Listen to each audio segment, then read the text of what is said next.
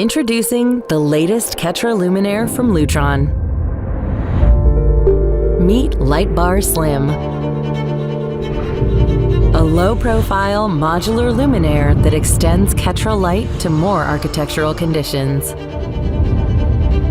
Expanded creativity, more ways to layer light and realize your design vision.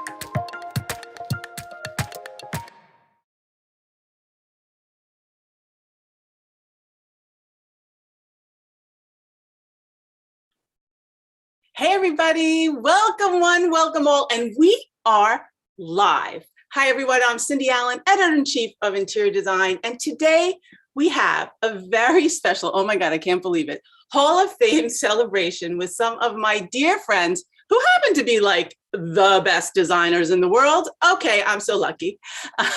So everybody out there, so there's a lot of online people. I just want everyone to know, this week is usually our Academy Awards. It's usually our Hall of Fame. And I can't even believe that for the second year in a row, we're doing this virtual, but this will be the last time, I promise you. And you guys are getting real hugs next year, double hugs next year. You know, one thing that was like really fortunate for us is that over the years, we have been making these award-winning documentaries of our Hall of Famers. And it's a tribute to them. And it gives the industry a more intimate look at the designer or the architect or the leader in the field who get inducted. Got it out there?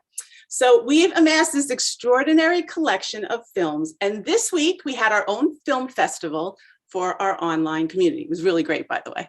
And now we're gonna end the week on a high with this happy hour, so to speak, to catch up with these incredible luminaries and talk about their business and design and basically be in awe of their amazing accomplishments. So this is kind of like an insider chat that everyone is invited to. I'm so lucky that they all said yes. So I want to introduce them all to you now. We have, and I guess raise your hand, even though everyone should know who you are. Stephen Harris is partner of Stephen Harris Architects, inducted in 2008. Hi, Stephen. Oh my God, I'm so happy to see you. Robin Klehr Avia, she's the regional managing principal of Gensler, inducted in 2017. You look beautiful, Robin. Rick Joy, inducted in 2019. He's the principal of Studio Rick Joy, and on the Instagram is like, Rick. That's very cute. George Yabu and Glenn Pushelberg's dear friends, inducted in 2002, founding partners of Yabu Pushelberg. Hi guys, love you guys. The mustache. Paula Wallace, inducted in 2019, a special leadership award. She's the president and founder of SCAD. She's amazing.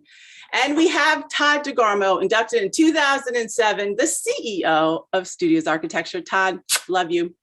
I love them all. I'm going crazy here. Alexandra Champalimaud, she's inducted in 2012, the founder and president of Champalimaud Design. Alexandra, love you. Rand Elliott, inducted in 2006. He's the principal of Rand Elliott Architects. Rand, where are you? Did we lose him for a sec? I lost him. All right, he's coming back. He's coming back. And Primo and Verda, Alexandra, inducted in 2015, and they're the co-founders of Studio O+A. So welcome to everybody. I want to give a quick hug and a thanks to our sponsors, Benjamin Moore, Crossville, Pottery Barn, and Lutron, who illuminated me today. Hi, everybody. Oh my God. How's everybody doing? Good? Okay, so this is what's going to happen to everybody out there. I would love to be seeing all of them the whole time. In fact, I'm sort of horrified that we're asking them to shut off their videos, but it gives us a chance to talk to each one for a few minutes, and then the next person comes in, and then at the end, we'll all be together. So that's kind of the rules of the game. And we are starting, Stephen Harris. We're going to start with the hometown of New York. Stephen, we're starting with you. So I'll see everybody in a little bit. Thank you. Thank you so much. Listen up. You can be on your phone, but listen up. Stephen Harris, how are you? Hi, sweetheart. How are you? Oh my God, I'm just so delighted to see you. How are you? Are you in New York? I am in New York. I'm in the office today. Yeah, he's in the office. So you guys, like, he's had the most amazing, like, Tribeca, the studio. It's fantastic. It's right on street level. Are you guys back in the office? We are. I think we have a couple of people who are still working remotely. One is working from Stuttgart and the other from Istanbul. Oh, but wow. Otherwise, we're all here. Wow, amazing. And tell us, because for everyone out there, I mean, the work is glorious. A lot of it, not all of it, has been New York. I know you also doing stuff overseas and in Florida, but how have you handled, or how have things sort of come back in terms of New York City, our beloved New York City? We're quite busy in New York, particularly not only in the city, but in areas around here. We're doing 4 or 5 things out on the east end of Long Island, a couple of things upstate, Connecticut, right. But then we're also doing 4 or 5 projects in California and house in Croatia, something in Paris, something. The Croatia, I love the Croatia. Oh, the Croatia. That's a labor of love. All of those projects are. Yeah, amazing.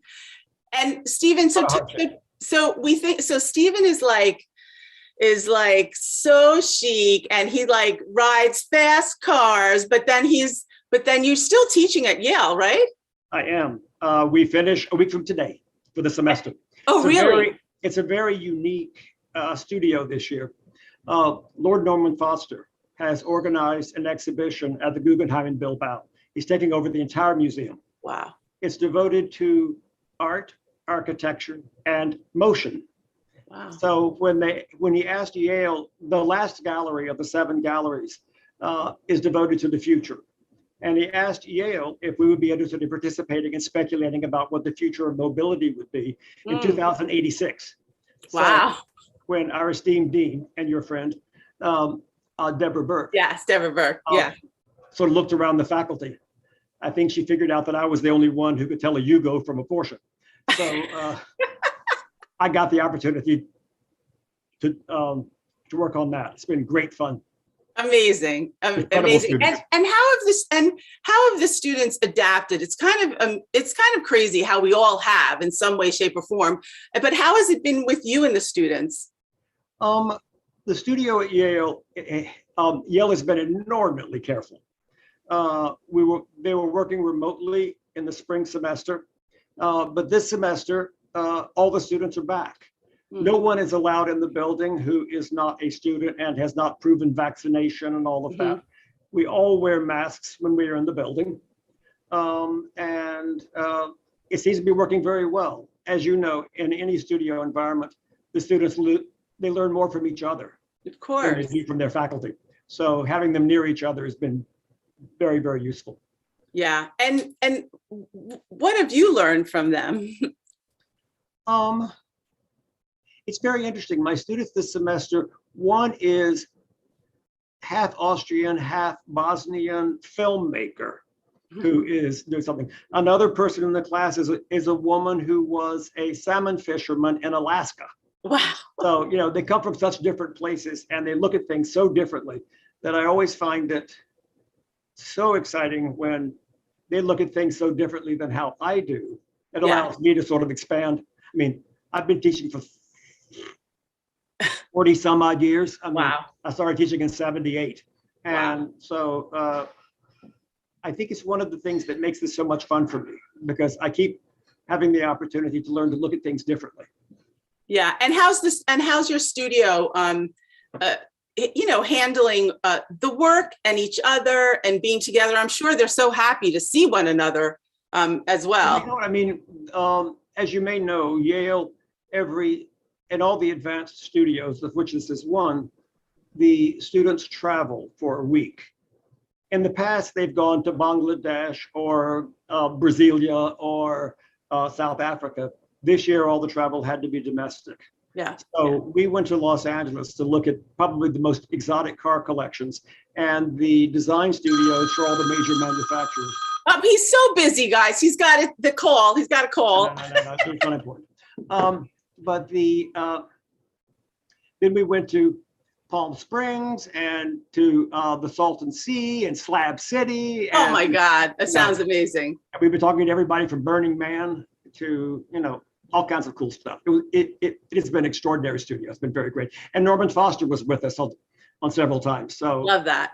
It's fantastic. Beautiful. And what about your work kids? How's everybody doing? And what are you most excited about right now in terms of the work? I'm excited about everything. We're very lucky. I've been doing this for much too long. The people in my office who tell me that I'm much too old to have to work this hard. But we're working, as you know, as one works, it takes 20 or 30 years to develop opportunities that, unfortunately, they don't come to the young. They come to people who have done a lot of other work. So we have some of the most extraordinary projects, from a client with 1,700 acres on California One between Half Moon Bay and Santa Cruz, to people who buy a cliff on the coast of Maine, to houses in the marshes in South Carolina, and I guess my favorite ones, only because of my own obsession with cars. Yeah. We're doing a 52-car garage with a house on top attached to a racetrack in Southern California. Oh my God. We're doing a man cave / car museum in Burbank on the airport, next to another famous man cave car collection. That we know, right? Yes, you've heard of it. We know that one. Yeah. You know that one. Yeah. The latest thing is, how do we get the helicopter, which lands on the roof, into the building? I tried to explain to the owner that this is not an aircraft carrier. It's a little more complicated than he thinks. Oh, if we could only be like you, Stephen, for sure. Yeah. I want to ask you one thing though, because since you do a lot of residential, the one thing I would say, since that was the area that kept moving forward even during COVID, is that there's a different kind of appreciation for the home, and even clients at that level are looking at their homes in a different way too. What have you noticed? Two things. One, a lot of people are very keen on outdoor space. Mm-hmm. And that whether it's a townhouse or a penthouse or even an apartment with a terrace. As you know, we've been working on a building on 79th Street that's almost completed now. And, it's interesting, massive number of the apartments have already sold, even though it's under construction. And they almost all have outdoor space. The other room that we had never encountered before is we have clients who want a Zoom room. They want a dedicated small space with very good lighting. Right. That is quiet and has a door on it. Amazing. That they can permanently set up as their Zoom room. That's true. That's smart. And, that's the one thing I think when I think of these very high-end homes, is that there are rooms that people maybe didn't use as much anymore. And now they're thinking, how can we use it? How can it be workable for our lives? I love the idea. There's the Zoom room. It's going to be a new category for best of year. I think that's a new category for best of year. The Zoom room. I love that. Okay. So Stephen, amazing catching up. Stay here. We're going to come back at the end. Okay. And, who's coming up next? I think Robin's coming up next, I believe. Is Robin coming up? Oh, there she is. Okay. Stephen, we'll see you soon. Hi, Robin. Hello. Hi, my good friend. Oh my God, Robin, first of all, I watched your video. So you were part of the film festival. And one thing that stood out to me is, people think of you, oh my God, Gensler, biggest firm in the world. She's one of the leaders of the biggest firm in the world. What is that like to be her? And there's something that was so touching was really just how open you were about how you learned to be humble and your roots and your family. And I think that's surprising for a lot of people when they see you, you know what I mean? They're like, oh my God, it's Robin. Well, first of all, before I respond to you. Am I in trouble? Okay. No, you're in trouble. No, I want to say thank you to you. for the most incredible commemorative issue about art. Oh, Cindy, I just publicly want to tell you how much it meant to all of us. And on behalf of all of the 6,000, say thank you, thank you, thank you. oh, well, And I don't think you knew this. And I actually was going to write you a note, and I thought, no, maybe we can talk about it today. yeah, But the feature with the 10 regions of Gensler and Yeah. how you featured all of our practice Yeah. areas. yeah. I get Right after Art passed away, there was a letter that he had written because, he knew that he didn't have a long time, and he wrote us all a letter. And he said in this letter, which I don't think you knew about, okay, when you did, and that's why, remember I said to you that I wrote you that text, and I said, and he said to all of us, we lead the profession through transformative design and innovative practices. And I thought it was amazing that you wrote about him and then you showed all of the transformative design and many different practices of the firm. And it really celebrated who he was. And it was Look, wonderful. I have it here. So wonderful. Yeah, Really it was wonderful. I have to say, like, Gensler's so big. It's hard to wrangle Gensler, and it's hard for Gensler to wrangle Gensler. And, and we just, my whole team, everyone was so committed. We wanted to do him proud for what he did as a legacy, but then always look forward to what you and, and Diane and Andy and the leaders are doing to move design ahead. So it was, we were very emotional about it. So I'm glad you were too. Oh, it was. And, I think that when you were just asking me that other question about who I am, we also lost Ed Friedrichs this year. And Ed was the president and CEO from 1995 until his retirement in 2003. And he was an incredible mentor to me. And he taught me so much about leadership in the business of design. And having, mentors, we all, it's such an important thing. We all, aspire to that, to have these special individuals in our lives. So when you talk about all the different emotions and who we are as people, that was all that. And, this week, we're having our first in-person board and management committee meeting in 2 years. Wow. We're actually having it in New York. Oh, you are. We were all ready for Hall of Fame. I know. Okay. It was just like, we didn't know what to do. It was just a horrible thing. Tell everybody how many people show up for that. Oh, well, first we have 12 for the board, and I think there's about 45. Unfortunately, it's going to be all of our people in the United States. We're limiting international travel right now. So they'll all be joining us virtually, all of our international partners. But it's really, we're so looking forward to this next week because it's all about the in-person collaboration and our relationships, and it's all about, even within our industry and all of us on this call and you and I and that in-person thing, the fact that we have these relationships, that really is what kept us going the last 2 years. Yes, for sure. Right? For sure. Anyway, we're very excited about this because it's going to be like a homecoming. That's amazing. Yeah, I'm sure. I do want to say one thing people may not also be so aware of is that, because you're reminding me, because I've been invited to be on a jury of their own, Gensler Design of Excellence Awards. And you know what? Like, you guys are so, you celebrate who wins, whoever wins. And there's never a sour note. There is never a sour note who doesn't. It's like you feel from the top down, like you said, mentorship, wanting to win for sure, but generosity and, just being, at the end of the day, excellent people. Like, I always feel that from the top down with you guys. Thank you. Thank you.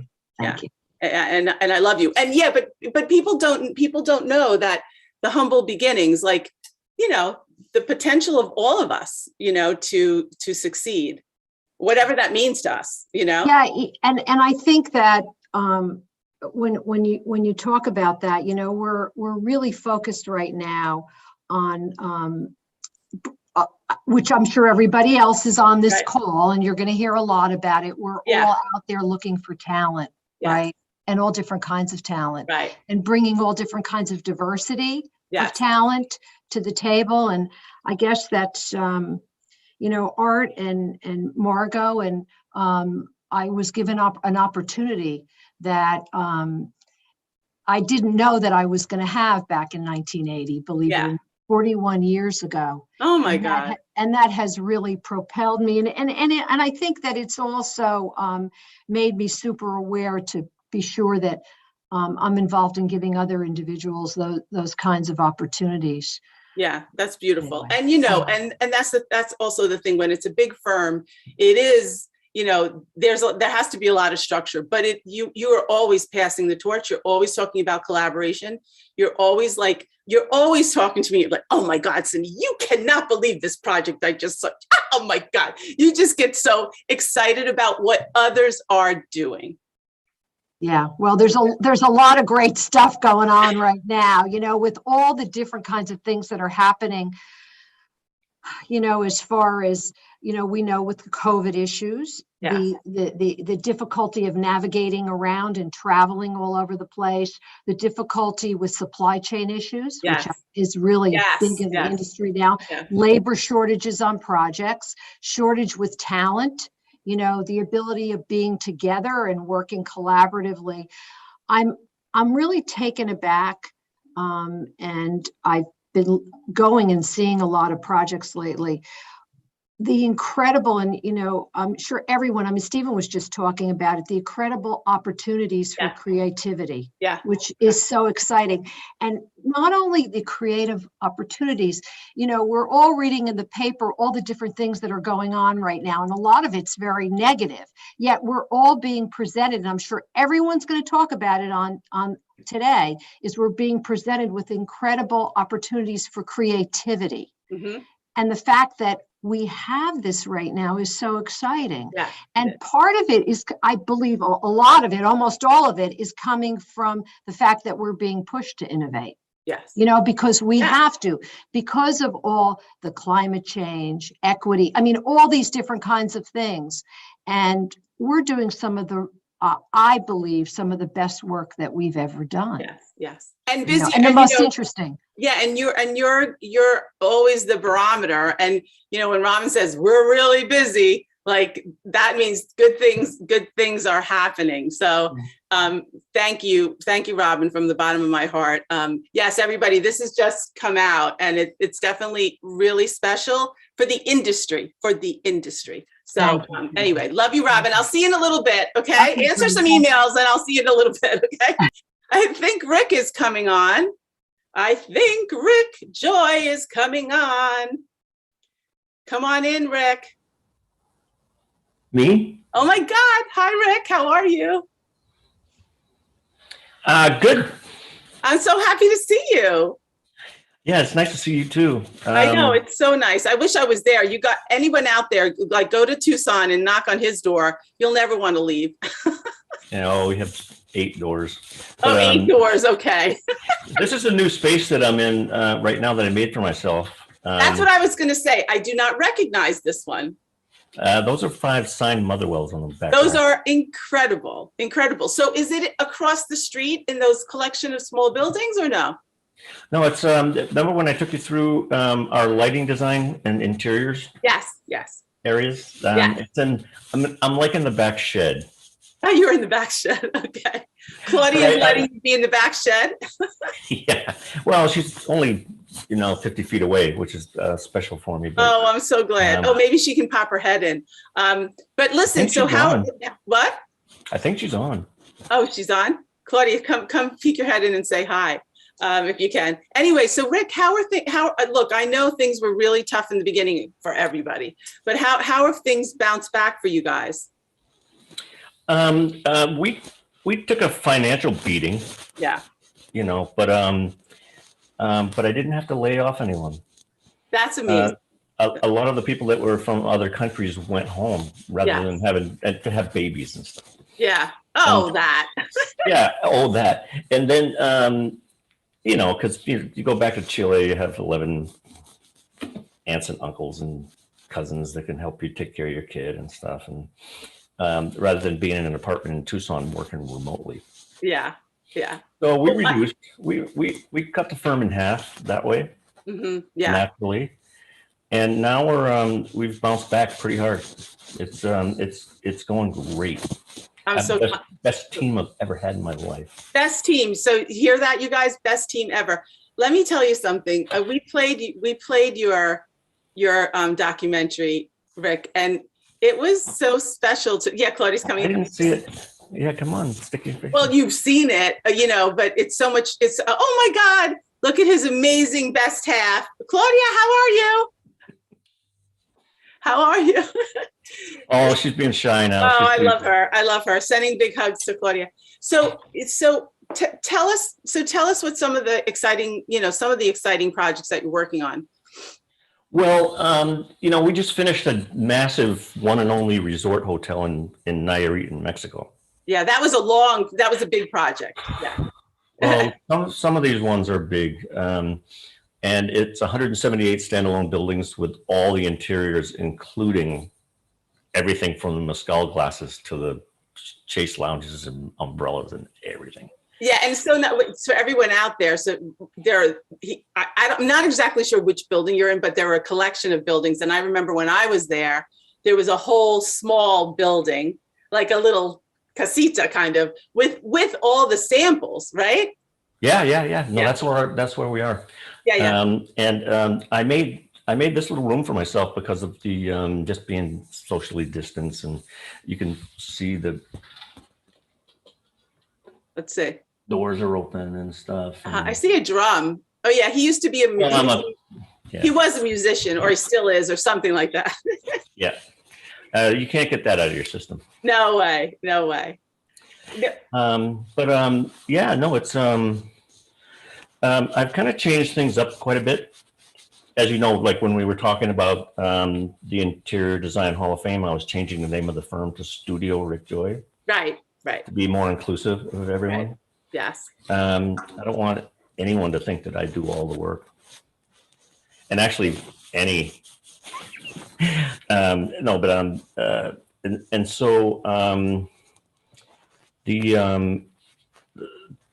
I've done another big change after doing this giant developer project in Nayarit in Mexico to go back to really only doing houses. I was going to say, so these houses and the clients, and they seem to stay very connected to you, but they're like treasures. They really are. And yeah, I mean, it's like, when you go for years with people moving here because they read Desert Works, our first book, and then they get stuck in a parking garage in Austin. Yeah. And then they get to have to do a resort for 8 years in Mexico and all that kind of stuff. And I'm just bringing it back to be much more of a teaching firm. That's beautiful. That's beautiful. And, I mean, and these buildings are like, they teach you. Yeah. And I probably should have done it in the main office. Oh no, it's great. All the Rambers. But I have to say, we toured some of the buildings from that book, and they're still. I mean, how old was the first one that we went to see? I mean, it's just as beautiful today. Did we go to Catalina? No, we didn't go to Catalina. We went to. That was the first house. Oh, that was the first one? And my client, John, is 95 now. Oh my God, amazing. And he lives in it so beautifully. It just breaks my heart whenever I go. Oh, that's beautiful. That's beautiful. So Rick, you're looking forward to taking it back to the thing that you want to do, which is fantastic. I just don't like developers. I'm tired of them. Well, we're going to have George and Glenn on next. They're going to talk all about that. I want to hear what they have to say about that. Well, they all start out really friendly and lovely and all that, and then they get greedy. Okay, well, good. A good message out there for everybody.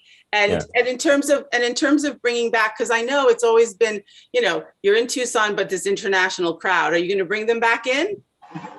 Yeah, no, we have that now. We just hired 4 more people from Morocco, Guadalajara, Mexico City, and Toronto.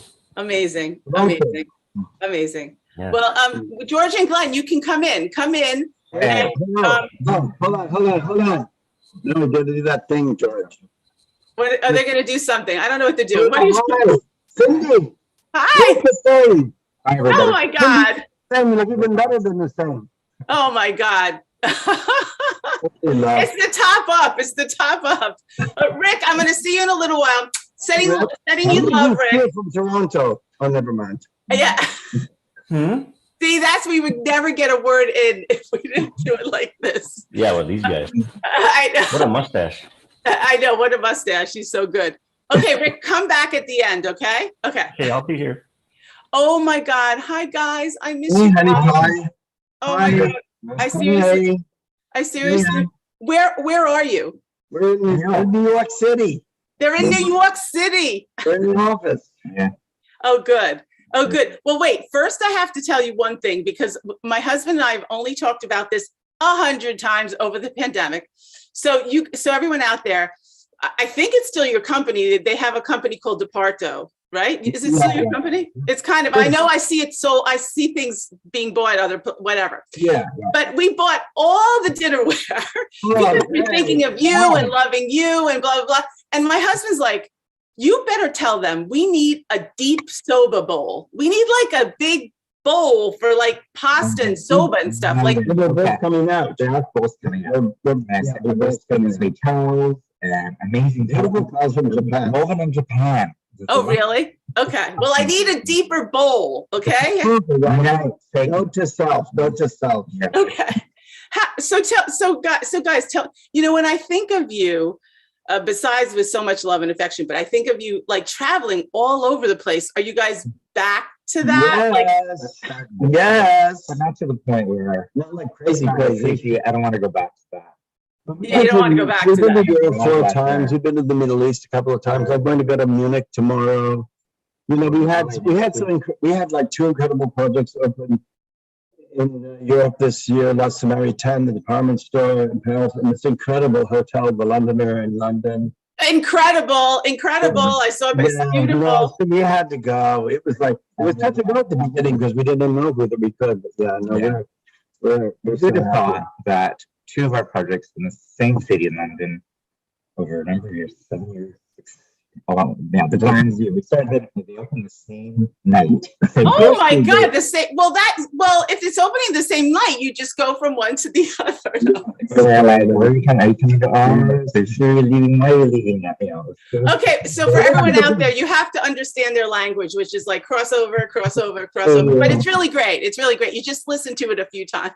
But wait, I want to hear because I always say that hospitality. Like everybody wants to work in hospitality. Hospitality are the golden children. Yeah. And yet you guys got hurt, like hospitality got slammed more than. Yeah, What happened? A little bit. It did slow down at the beginning of COVID, but then it picked up and, we did a lot of high-end residential for residential buildings, condominium buildings, London, China, Japan. So, but then the hotel world picked up because a lot of those hotels got recycled, either old hotels or new half-finished hotels. Actually, I'm going to Munich to see a half-finished hotel that's going to be converted to hopefully an addition brand, etc. And so there's a tremendous amount of work in the world of hotels today. Yeah, and the developers that were picking up property, right? Yeah. It's kind of sad, like these games and news. It's tough. But we're getting hotel work in China, which we can't visit. Japan, Southeast Asia, the Middle East, Europe. Europe is really strong in America. It's super great. I remember that when the pandemic first hit, I was the first impacted, and then the first out of the gate planning. We're going to be ready the first out of the gate. So that's how we got busy sooner. Yeah. So, it's an upside. You know, else was funny about it. When the COVID starts and everybody's worried about money and stuff, and we did this little project in New York. I don't call it little, but it was the old Park Lane Hotel in Central Park South, and they said, we're not going to rip out the chandeliers that Leona Helmsley put in there, or the arches and all this stuff. We want you to work with them. I said, we're not chandelier people, but we said, you know what? Let's work this. Let's pretend we're Wes Anderson. Let's paint the chandelier orange. Let's put pattern in here. And very yellow instead of gold. And it was right on the brass. I love that. And it was a great exercise for designers to work on a dime. And actually, the work has much more energy and thoughtfulness to it. I love that. There's a story about, like repurposing what we have instead of taking everything down. Right? Yeah. And that's good. Yeah, that's a good. Yeah, because but you guys can do that's the thing. I mean, you also prove that with DeParto too, that you can do. Yeah. It's just not for people with money. Yes. I think the other thing COVID taught us is we started focusing on, of course, sustainability. Everybody is. We have a full-time person on that, and we're working on a couple of projects, and we're doing competitions around that, and also giving back. Yes. We opened a transitional home for gay, lesbian, transgender, and Aboriginal teenagers in Toronto. Wow. Because they get beaten up in existing shelters. And so we did all of that gratis. We raised money for the project and stuff, and it finally opened. And it doesn't. Those places don't have to look like prisons that are washed down at night. By the way, I saw those. I have to say that people do see you as almost like you get the pick of whatever projects you ever want to work. They're so glorious, but at the same time, just for everyone out there, they are the most generous partners to their people, to the world. They care about the world. And that's the thing. Like you said, you have the wherewithal, the power to make significant changes, whether it's sustainability or social impact or in your own hometown to, things that you really care about. Super important. Super focused on it. But sometimes it's just not enough, well, I should say not enough. Everybody has, everybody almost contributes to class, but we really are focused on it, and we want to do research in that area and not just follow the research that's given. So we have a dedicated team on sustainability. That's great. That's great. And that can make big changes in hospitality too, right?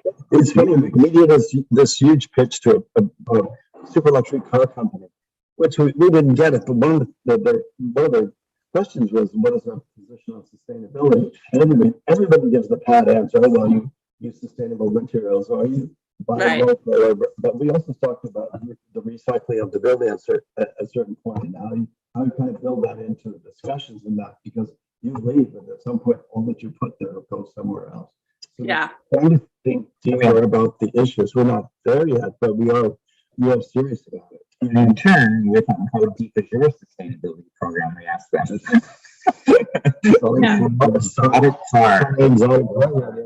It's a let it off. Well, we expect you guys to be leaders in that way, and of course, you would be sensitive to all of those issues. But change is coming. Change is here. What do we say? Change is here.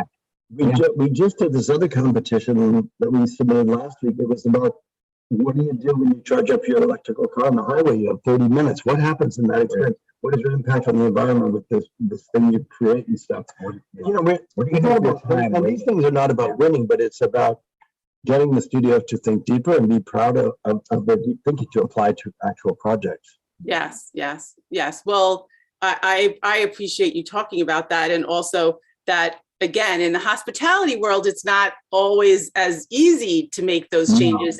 But you guys are leaders, and I expect nothing less than that. All right, we take it.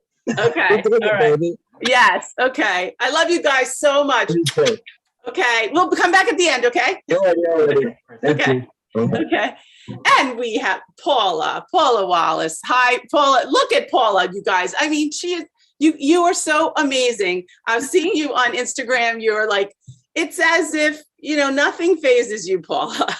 Well, I'm just having the most fun listening to everybody else. So I'd be perfectly content to do that. But no, I've got a ginormous painting by one of our graduates, Whitney Wood Bailey, behind me. I'm at Atlanta right now, although all this week I've been down in Miami for Miami Art Week.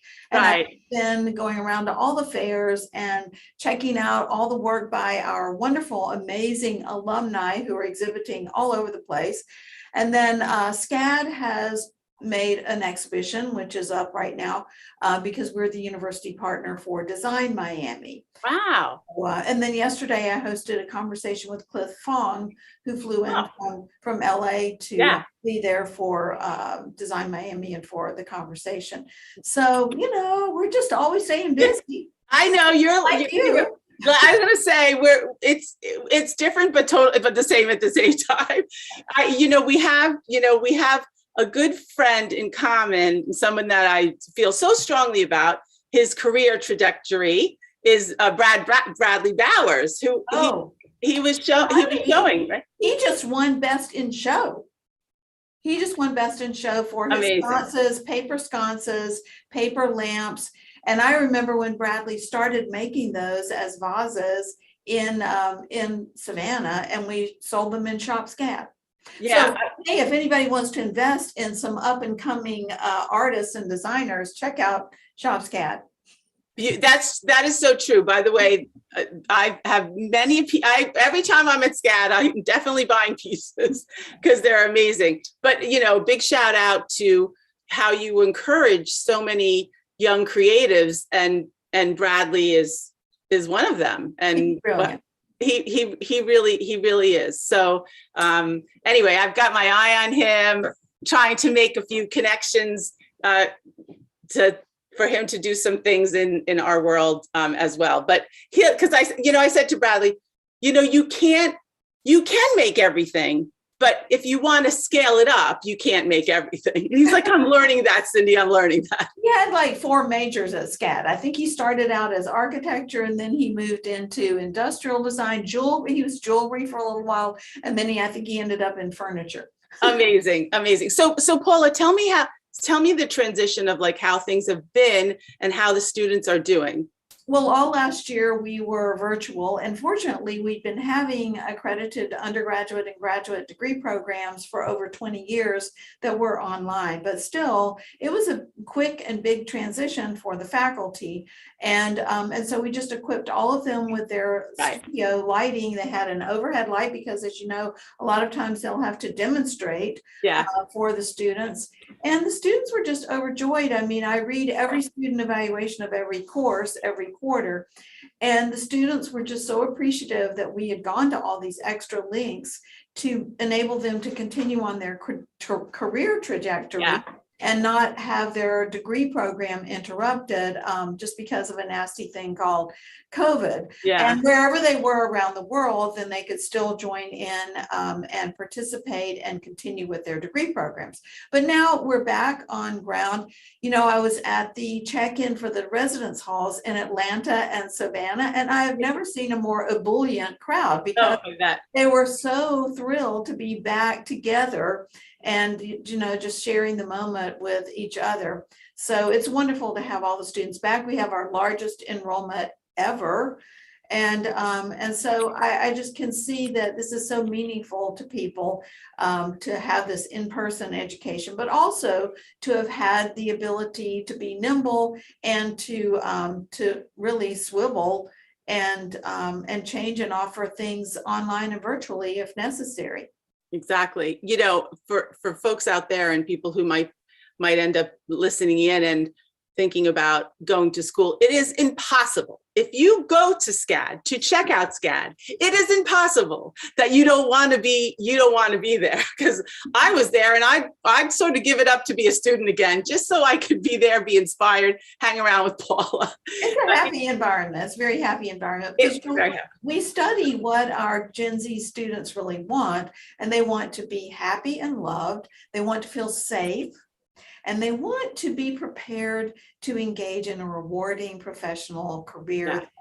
They really want to change the world, Cindy. Yes. They want to change the world. And yeah, but the difference is you believe that they will, because They you will. Yeah. Oh, yeah, look at her. absolutely. Yeah. And the other thing is, and really when we were filming, and it was so much fun together, we had such a good time, but just to hear your story, because I don't, people think of SCAD and they think of you, and they don't realize that you were a girl with a dream. And you made it happen with nothing but determination and hard work and unending determination. And it's such an amazing story for people to be inspired by. Well, my family helped me a lot, and and so I think it's a story that all students, they experience. They have the support of their families usually, or close friends that encourage them along the way, and that's what most people need. They need a little encouragement, right? Yeah, they have a dream, and they have the wherewithal within themselves to make it true and make it real, but they need that little bit of encouragement. Yeah, well, you give them a lot of encouragement. Talk about, like, Paula, you give everywhere you turn. She knows everybody, and she gives them so much love and respect, and also that openness to go pursue what they love. I mean, that's the thing that's amazing about you. Like, how many new like studies are there just because, oh, people want that, we're going to make that happen. Our latest building project that we just opened this fall. So we stay busy building during the pandemic. So we have a new residence hall going up in Atlanta right now, and another one in Savannah. But we opened this fall a new XR stage. So you know about AR and VR. Well, this is XR, extended reality. This is the type of studio which The Mandalorian was shot in. Wow. So this is the most advanced technology for students to be able to employ and learn how to be the experts. And of course, then this is the pipeline of talent that they're being snapped up, hopefully not before they graduate. And Paula, tell us, because you've had your film festival, I was watching that on Instagram, and tell us what's like the next, like kind of the next big thing. Well, we'll be having a television festival, which will be streaming too, so you can participate in that. This year, we're having all of our festivals in person, but also available virtually, because we found that people from other continents were joining us. Right. We have like 30 different countries on a single event. And so we realized that, this is something good that came out of COVID. That is good. We realized that we could broaden our audience and offer what we're offering to people all over the world without the problem of geography. Exactly. Well, it never ceases to amaze me, the things that you will make happen, and you are always such a positive force. So Paula Wallace, thank you. I want to be like you. Love you, Cindy. I love you too. I'll see you for the toast at the end, okay? Hi, Todd. Hello. Hi, my sweetheart. How are you?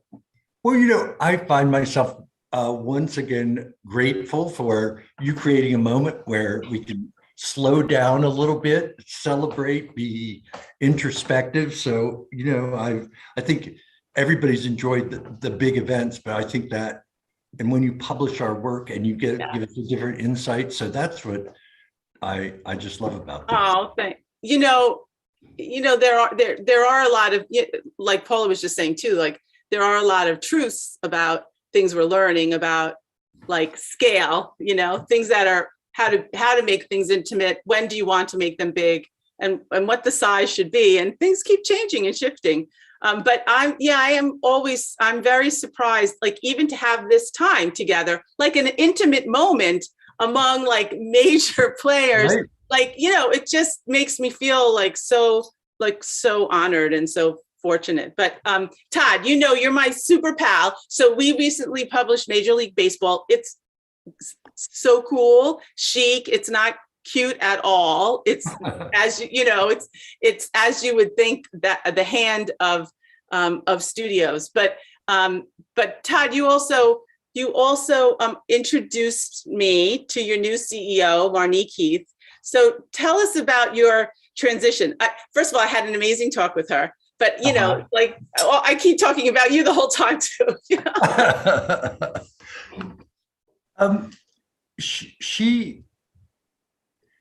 Well, one of the things is, you know, we spent a lot of time during the pandemic as a firm actually focused on mindfulness. You know, when we had people, we had a coach come in and work through helping us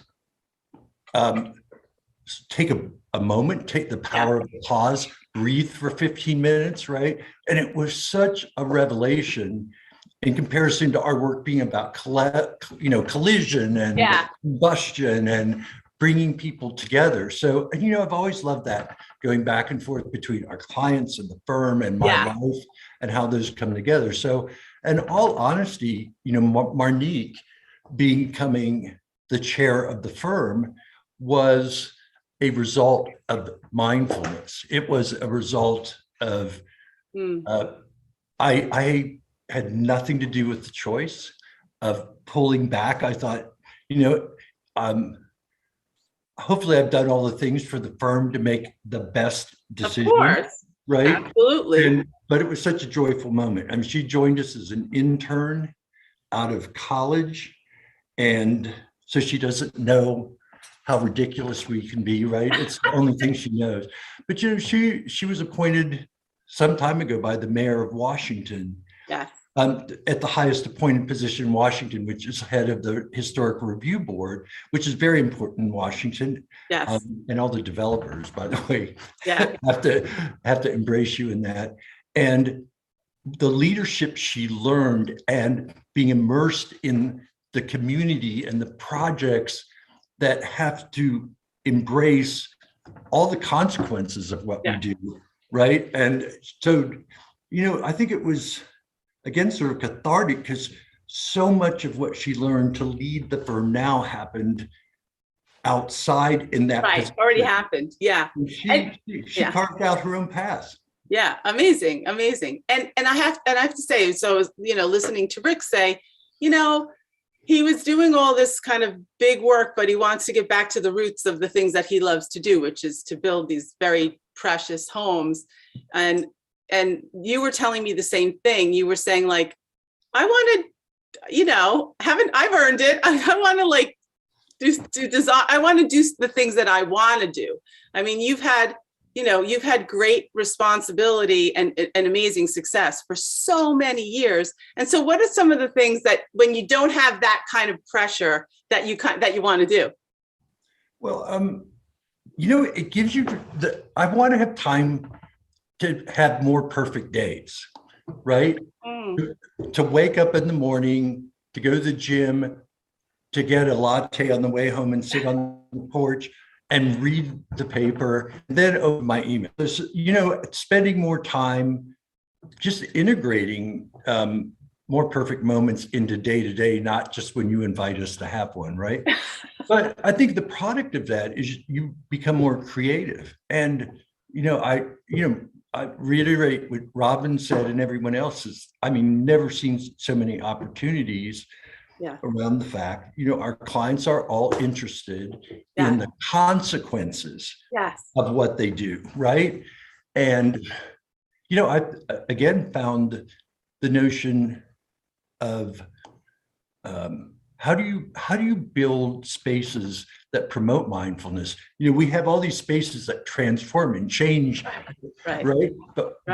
But we can have it change. So there's a special moment in the day when people slow down, they take the time to breathe. And so it's just adding another layer of richness.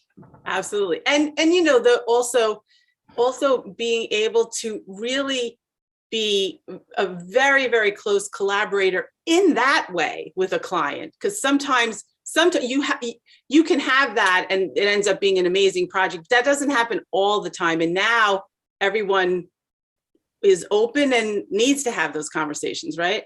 Yeah, oh, absolutely. And again, you need to be able to present your design in a way that talks about how it reinforces what they need to accomplish. And when you gain that trust, that's where you are allowed to then do the things that we think of as making a project special, right? Right, because I think that I always am very protective of the designer and the architect for sure. But sometimes those are the things that you might lose in the fight in the past. You know, you have to fight for design. That's okay. But now there is this, you know, this open kind of conversation that, you know, sometimes is hard and difficult, but it's creating more design and more change that's going to be sensitive to people, like really good for people, right? Right. Well, you know, and that's one of the most wonderful things about working in interiors, right? You get to work with people who generally like people, right? That's what it's driven by. It's not some abstract power that you don't know who's going to occupy. Right. And, you know, I think we did a pretty good job of keeping people connected through the pandemic. As you know, we hired the voice of the Ravens to train all our employees on being on screen, right? You were telling me that. That was so smart. The things that we, you know, I never thought we could do. But, you know, we have, I think something like 80% of the people have been back in the office. And on a typical day, we probably have 60%, which is in multiple offices without any mandate. Almost every, you know, 98% of people vaccinated. And I think we've learned over this time apart that the design process is extremely difficult remotely. And it worked at first because you might be working with a team that were family, but as new people have come into the firm and people with diverse backgrounds and perspectives, it's, you know, it's much less stressful at some level to be faced. That's true. And we all need each other, right? So like, you know, we got through, but we definitely all need each other. Well, Todd, a big hug to Todd, you know, I love you. And thank you. Thank you so much. Come stay. I mean, you have to go up, but come back. Okay. So we'll toast together. I will do and look that. at Alexandra. Alexandra. Hi, turn your mic on. Turn your mic on. It's on. Hi, honey. How are you? Oh my God, I'm so happy to see you. Thank you so much for joining. And Alexandra, are you in the city now or are you outside of the city? The country. I just came up to Connecticut this morning, having had a very wonderful few days in the city. And tell us about your perspective on how the firm is doing and how you've made it through. Again, with a lot of hospitality work. It's such a good question, and I don't know why it is that the difficulty that we all were faced, certainly we were faced as others, actually ended up being something extraordinarily positive. We all learned how to work together even better. We've become much more, our work has become, I think I've certainly felt a new, an evolved sort of expression of the work that we are now creating in the last few months more than ever before. It is pure individuality. It's very individual. You can feel it, and it's cultural. Yeah.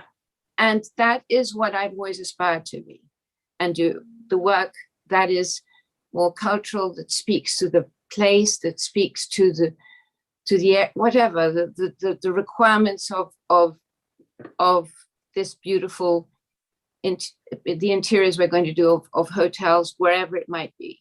Yeah. Also do multifamily. Yeah, we do that, and we do a lot of it, and a tremendous amount in Hong Kong, actually, and in far away in different places. And our workload has become very, very elaborate, interesting, layered.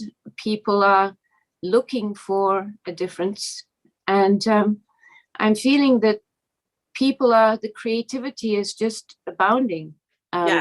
Yeah, that's what we keep hearing. Yes, the thing is, your work is very personal. Like every space you touch feels very, I can say like personal, just has that warmth. It's super chic and elegant, but it has a warmth to it. And I would imagine, and you're up for a best of year for senior living, where you see that kind of like warmth and caring. I mean, you've always been like such a caring person. Thank you. That I could thank you for that. That's a very big compliment. I think that I learn a lot from a lot of people, all my confrères, as we say, you know, as well as listening to you and others and everyone. It's worth, you know, I always take something, I learn something when I'm talking with people, and therefore I actually tend to avoid huge, big crowds these days. I prefer one-on-ones if possible. But one of the most wonderful joys I've had, as you know, I left my country many years ago, not a choice. And, you know, you don't want to force something that you don't want to force the return. But in fact, wonderful opportunities have come back, one in particular, to do an extraordinary development, which is in Portugal, working very closely in bringing the sense of all our means and methods, all the way we build, and to the work which I'm doing and others. And I tend to be an influencer, from what I'm told, and she is people who I'm influencing, you know. I hope it's helpful. Wait, so this project has started? It has started. And actually, I think the spirit with which we've approached that project in particular has also fanned out. And, you know, I feel one feels in this country, even from West Coast to East Coast to different places, there is a message that each place gives us, and I feel it. And I think that particular sensibility, along with incredible work. So when you listen deeply before you even start, you pick up your pencil, and then you start, the results likely to be very good. Yes. So I feel like we're very lucky. We're in a very good place now. Yeah. So Alexandra, see, you had the answer all along. People had to like live through a pandemic to figure it out. You're like, just listen to me. Just stop for a second and listen. I wish that were the case. I'm not that wise, but plenty of mistakes, and they've been great too. Actually, some of them have been much more fun than I ever expected them to be. But no, it's individuality, and it emerges from this sense of culture. And for instance, I find that, I mean, there are many projects that we're obviously involved in, as so many other designers and architects are today talking about. But, you know, I'm thinking of one in particular that could remain nameless, but it's a version. It's not a family. It's my son's project, and it has had a life of its own, and it is growing in a very internal way, and then exposes itself. I wanted to. Okay, so you beat me to it. Of course, it's her son. But I did want to give everybody a little bit of a recap, also because there's so many young people out there. You know, people are trying to, you know, find different kind of meaning in their life and want to have different kind of adventures, even different kind of businesses. And this one really took off. Yeah, it did. And it did. I'm glad for everyone involved, and for the area. It's up in upstate New York. Tell them the name. Tell everybody. It is called Troutbeck, and it happens to belong to my son Anthony. Not really belong. That's absolutely. He's got lots of wonderful investors and supporters, but it's been wonderful to see how if you pay attention to what is natural and what people want and what people feel and require, then the building and the design comes next. Yes. And somehow that's been a very successful moment in my career. Yeah, so people should look up, I want people to look up the Troutbeck Inn, and also this happened way before COVID too. So, you know, he was a little bit of a pioneer, I have to say. We're so proud of Anthony. He was. And you'd be quite probably very angry that I've mentioned him today. So we'll keep this all very quiet. Okay, yeah, just us and all the listeners all over the world. No. So, yeah. And what about for you? Well, for me, I'm doing a lot of work, but in a different way. I interview and speak with people and do their work. And I have the most, Champalimaud has the most wonderful people working there. And those who once left have returned, and I open my arms to many.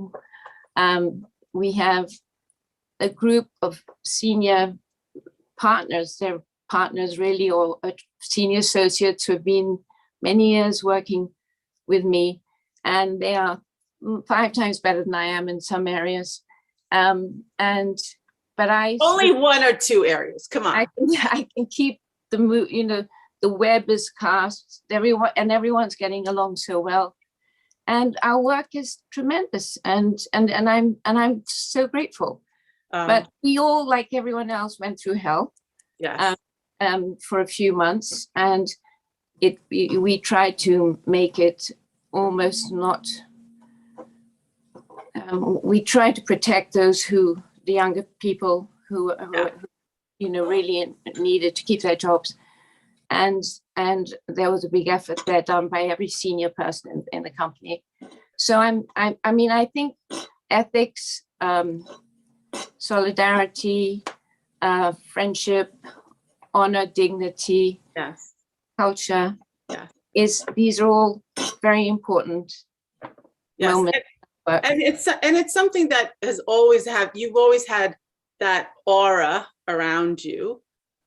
You've always been that type of person, and that's why I think the design has always translated in that kind of way. So I do want to thank you for that, Alexandra. You're so special to me. But I think you gave me my first big award, and I almost fell off my chair. I couldn't believe that I got to. It was for the jail, wasn't it? The jail in Philly. Remember? The jail. Well, it's not a jail. Everybody, it could be a jail. Who cares? I mean, it was a jail, but it became a hotel, right? So in Boston. So that was great. Oh, Boston. Sorry. What's the name of it? What was the name of it? Wait a second. This is senility. I know. I can't remember either. It's okay. So it's in Boston, but in ex jail that became this fabulous. But anyway, I do remember it in my heart. It's the Liberty. Thank you. The Liberty. Oh my God. Hello, the Liberty. It was we should bring out all these names. Thank you to the voice of God back there. Thank you so much for that. Okay, so Alexandra, you have to get off, but you'll come back on for a final toast. Rand Elliott, are you there? Rand, it's time now. Come on in. Meanwhile, I'm going to give a quick thanks to our sponsors today. Thank you, Benjamin Moore, Crossville, Pottery Barn, and Lutron, who illuminated me. And my backdrop are my friends at Turf, who are amazing. Rand, oh my God. Okay, how are you? Oh, you have to take your mic. How'd that work? Okay, that's good. Yeah, first of all, Rand, I have to say something. I think about you, when we think about Hall of Fame, I am sure I have asked our video team 100 times.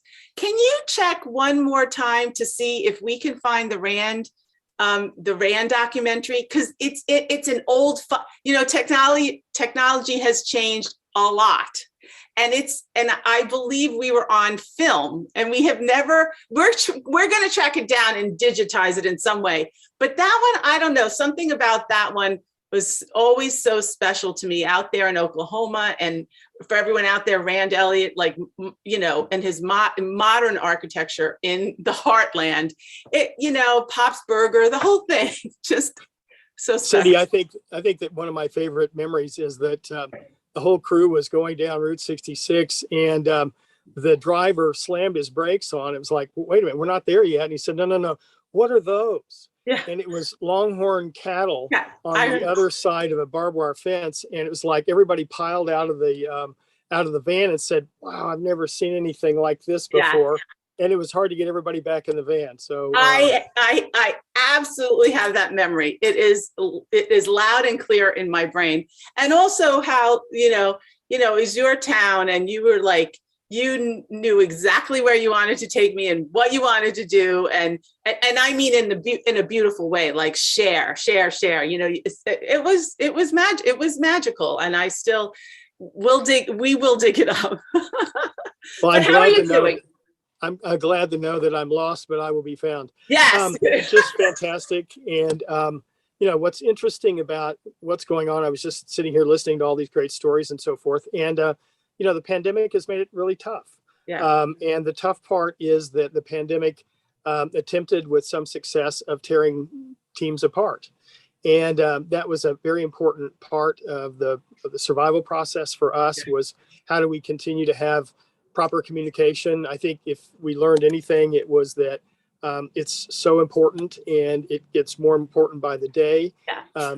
Often texts and emails, for that matter, are not real communications. They are half communications. Yeah. And besides that, I like to talk on the phone as opposed to sending a text. But anyway, the point is that we learned from that. We also learned that you need to be careful, you need to wear a mask, and you need to get vaccinated. And it seems like a strange thing to be still talking about, but it's absolutely the truth. But in addition to that, from a project point of view, I'm sitting on 5th Street downtown. One block from me is a recent project we just finished called the Heartland Headquarters building, 7 stories, 112,000 square feet, new to downtown. Wonderful addition. They've just put Christmas lights all over the west side of the building. It looks like Times Square in downtown, which has really been cool. And then 8 blocks north of that is Oklahoma Contemporary, which has been a huge phenomenon and great success for us. And so within the neighborhood, we've had 2 great things happen. And then in terms of things that have been a surprise, for example, 2 or 3 very quick stories. All architects have to register with the state in order to be on the list to be considered for state projects. And so sometimes you sit on this list for a long time. And our number came up, and what came of that was the fact that we're doing a project for the Oklahoma School for the Deaf. And we've never done anything like this before. And it's such a powerful message to go into a room and there's no sound, but there's all this activity in the air. And it's been quite wonderful. We're doing some renovations of some basically dormitories. This school draws from the entire country to come here and do this. And it's really powerful. And it's this sort of thing, it seems like it sort of happened at the right time, and it makes you step back and say, this is why we're here, is to do great things. Rand, did you well, first of all, you have this unbelievable capacity to distill a company down to like an essence, and then you bring it to life through that. And you really are, it's like an incredible power that you have, like a superpower. But I remember that you doing, that's reminding me of something else that you did with Braille paper. Well, we've had interesting communications like that along the way, and we tend to like projects that are unexpected. It's kind of like, Rand, what's your favorite project type? And it's liable to be a warehouse or a parking structure. Yeah. And we like that because it's this challenge that it has no potential, but that's really not true. It has enormous potential. And this kind of thing falls in the same category. One of the other things, two of the other things that I wanted to mention, we're doing the renovation of a 1937 building on my alma mater, Oklahoma State University, and we're stripping all the original 3 ceilings down and all the original plaster and stuff. We're exposing this because it's an engineering building, and so we're going to tell a story about how this engineering building was engineered as students come and go in it. And it's been fun. They found a closet filled with 1950s radios, which is very interesting. And it's because they literally broadcast the university radio station from this building at one point. So, just you can't make these kinds of things up, and it adds such richness to the project per se. But Rand, are you gonna? So to me, I hear that I'm like, okay, there's a wall of something happening, or he's gonna rip it apart and he's gonna make it into a piece of art. Well, of course, and what makes all of this, and someone said this earlier, maybe it was Rick or whatever, that it's really about teams. I mean, yes. No one person does all this work. It's really about the ability to share and be spontaneous about that. And we're only as good as the teams that are around us. And it adds great enthusiasm to the whole thing. But a couple of small projects, and I started my company doing projects that nobody else wanted to do. And it those are the good ones, right? Those are the good ones. Yeah. And we have just finished. There'll be 2 or 3 of these for the state tourism department. We were brought in by a really great contractor friend, Lingo Construction, and we've done some kiosks. And these kiosks are going to be in state parks. And one of the kiosks is created because it's a part of the state that's really hot. And believe it or not, Oklahoma does have some mountains. And so we have a little mountain range here, and they've had people have heat stroke on a hike. And so we have designed this really cool little Corten kiosk that allows some shade to be had in case you're off in the wilderness like that doing something. So again, design is design, small or big, it really doesn't matter. You're there to solve a problem. And that has made it particularly interesting from that standpoint. So those are just some examples of the unusual things that we have, kind of like the longhorn cattle in Oklahoma and Oklahoma City in particular. And it's a wonderful time. It's a tough time. It's an unpredictable time. But the idea is to take interesting things that seem to have no potential and find their potential. I love that. I think Primo and Verda coming on. I just want to say that I always think of you like, you guys, you come every year to Hall of Fame, right? We do. And it means so much to me that you fly in from Oklahoma so that you can be part of the community. That means so much to all of you. So I want to thank you for that. Oh, that's fantastic. It's much appreciated. And we're just all cheering you on, Cindy. That's really the whole point. Okay. Thank you. Thanks. Thank you. All right. I'll see you in a few minutes. Okay. Yes. So, hi, Verda. Where's Primo? Where'd he go? Oh, put your, where, is it us girls? Is it us girls? Yeah, I'm not sure. Primo, where are you? I think he was driving earlier. Oh, right. Well, first of all, I was like, how do we end? And I'm like, well, I know who's just had a big celebration, which, God. Yeah. And it's so fun. So the firm has just had it's a 30th, right? 30 years in business. 30 years in business. And Primo's so funny because like, I'm still kind of stuck out here in the Hamptons, and he's writing to me and Helene, you guys are coming, right? And Helene's writing to me, to the West Coast? What is he talking about? But some people are like definitely more mobile than others these days. But yeah, we just thought it was actually very, very sweet. So how was the 30th? It was amazing. It wasn't just a party. And this was actually Primo's idea to do a couple of panel talks. I moderated a panel talk of educators, and we talked about how education is changing or has to change after the pandemic and after, kind of all of these things bubbling up to the surface, issues that we really have to address through design. Yes. And then Primo moderated the next 2 panels. One was super fun. It was looking at architecture and design from the 80s and how it was really heavily influenced by art and kind of this conceptual, almost Burning Man art at the time, and how there was an incredible community in San Francisco. There was a gallery called 2AES, an architecture gallery, and there was a zine, and there was just kind of this really strong, vibrant art community of architecture and designers that really connected with art. And so we got a history lesson, and then we called it the Old Geezers panel. We had Andrew Belschner from Gensler. We had, oh my God, BAMO, Pamela Babby from BAMO. Pamela. I absolutely love her. Yeah, I love her even more. And they got to just share stories from when they were designing back in the day, well, and into today. And just an incredible perspectives. And then we ended, of course, with a party, and it was just fabulous. Couldn't have asked for a better night. Yeah. Day. Well, a big congrats on that, Primo. What was a big memory for you of your event celebrating 3 decades? Oh my God. I know. It was, nobody really knows where kind of O+A got its inspiration. And I think what I was trying to do was to reconstruct from education to the 80s and 90s with these installation art architects who crossed. And then I was really lucky that, Charlie Feaster, Andrew Belchner, Michael, they all spoke at our school.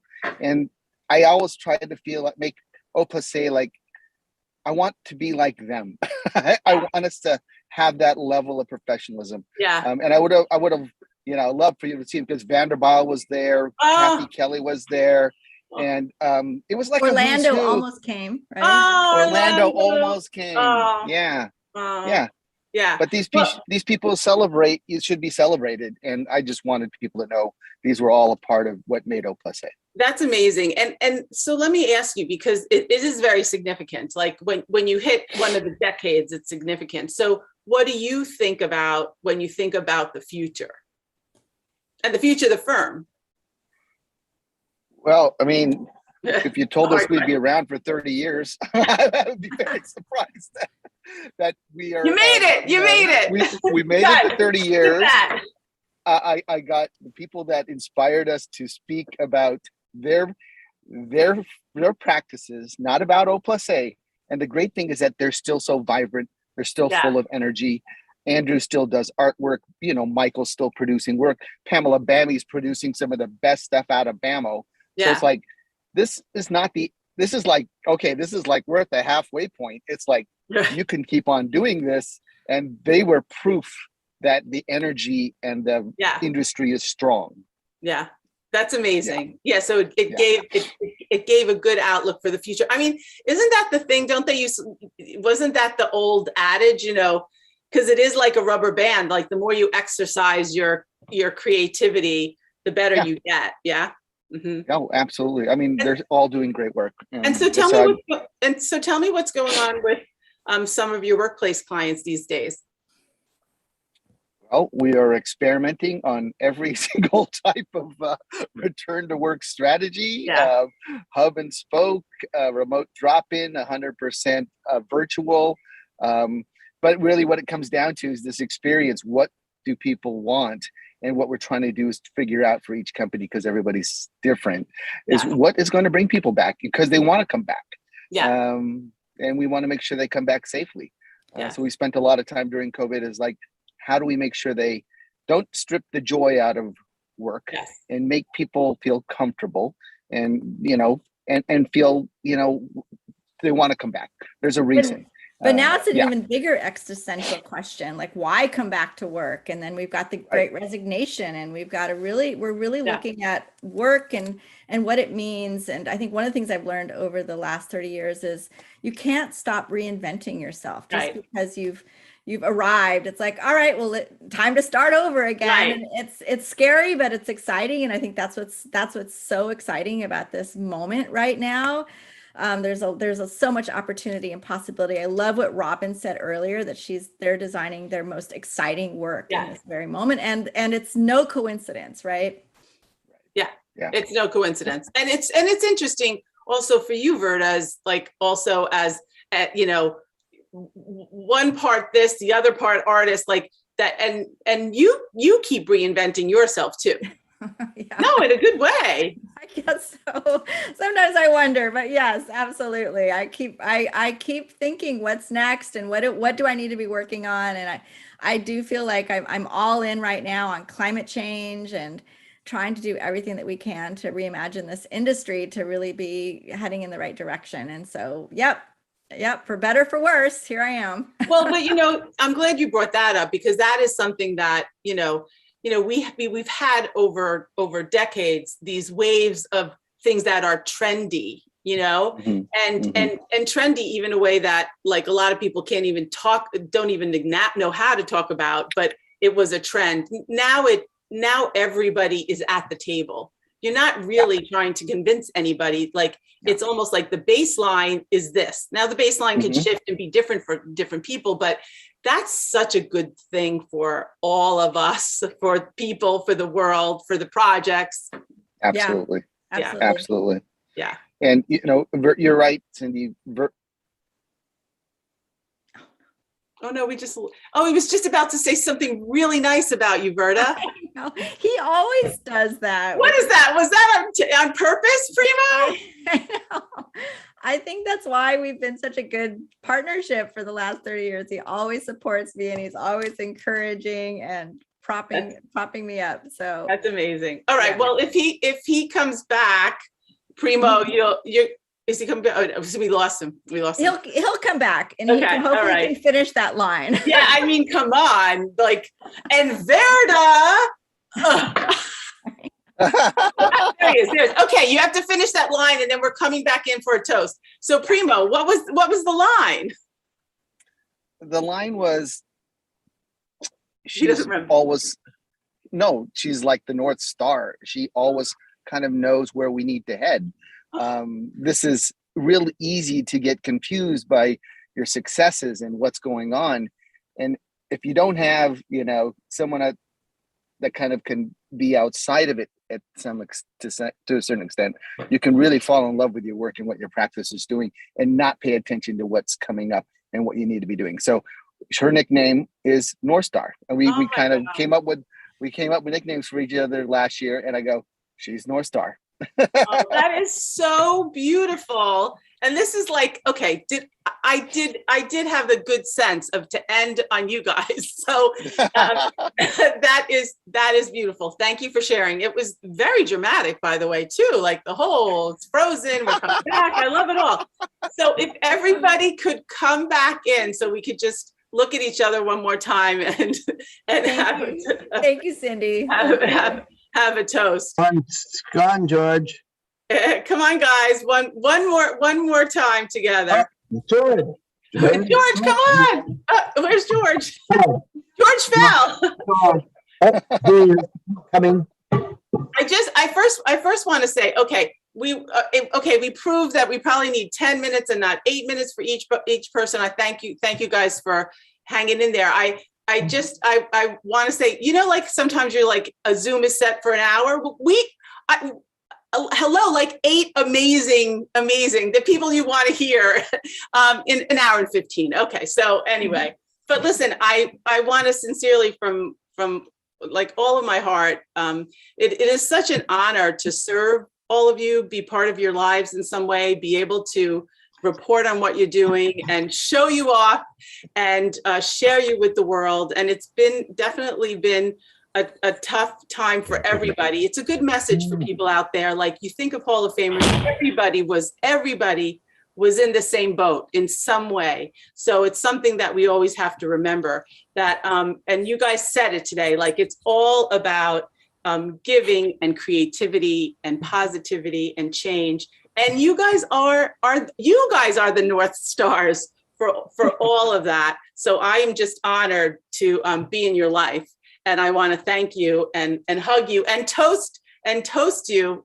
It's water, but whatever. Toast you and toast to design, because design will definitely move us forward. I have yerba mate. Departo mug. He's got a Departo mug. Thank you. Does anybody want to say anything to anybody before we go? What a lovely way to end the week. It's a lovely way to end the week. Cheers. Cheers. Cheers. Love you guys. Bye. Love you guys. Thanks, Cindy. All the best. All the best. Look at this Hall of Famers. They're amazing. Thank you. See you all in 2022. Yes. Bye, everybody.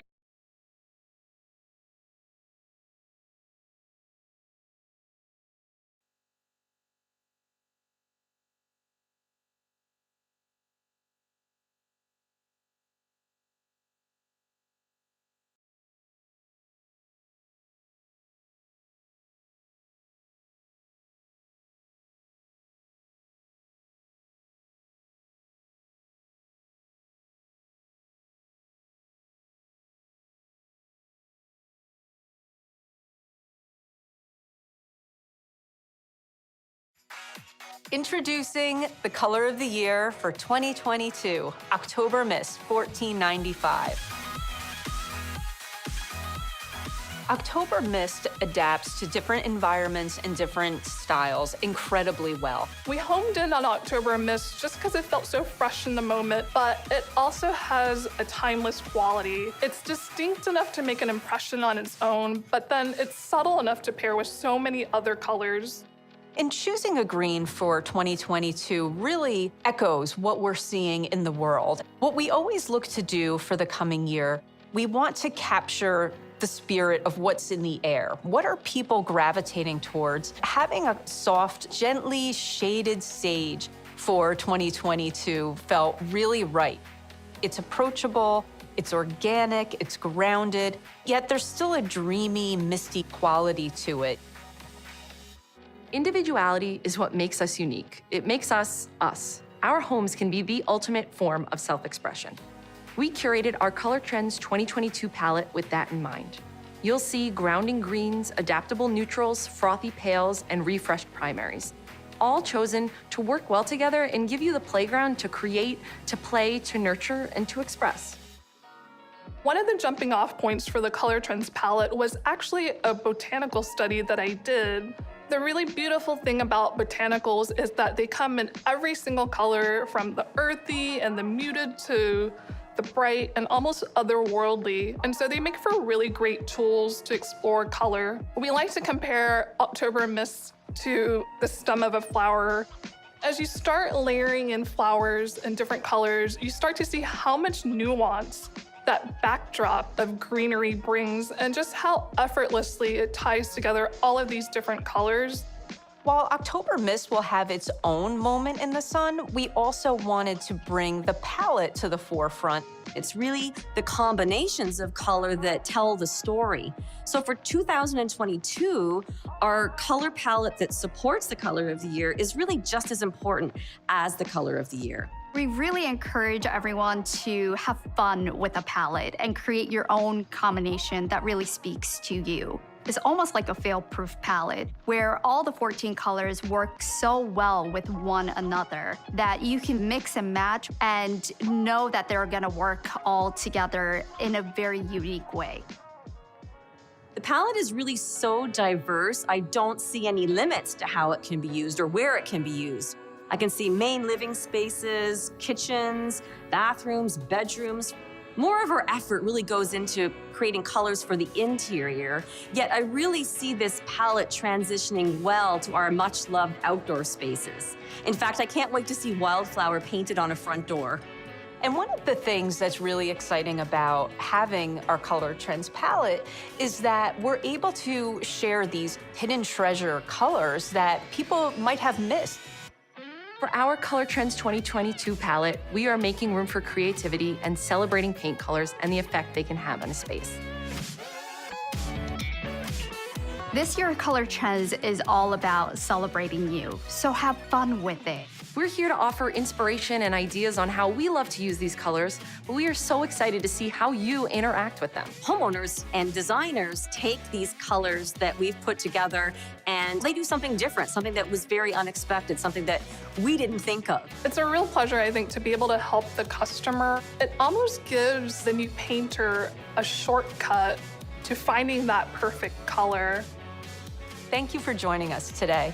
We hope you'll make room for color. Share how you use the Color Trends 2022 color palette on your social channels.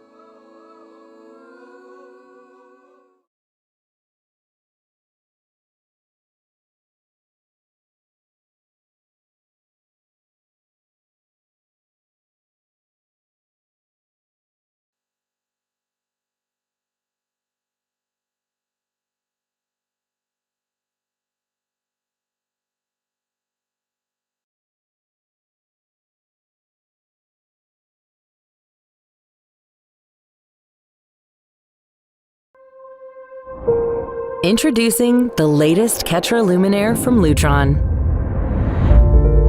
Meet Light Bar Slim, a low-profile modular luminaire that extends Ketra light to more architectural conditions. expanded creativity, more ways to layer light and realize your design vision.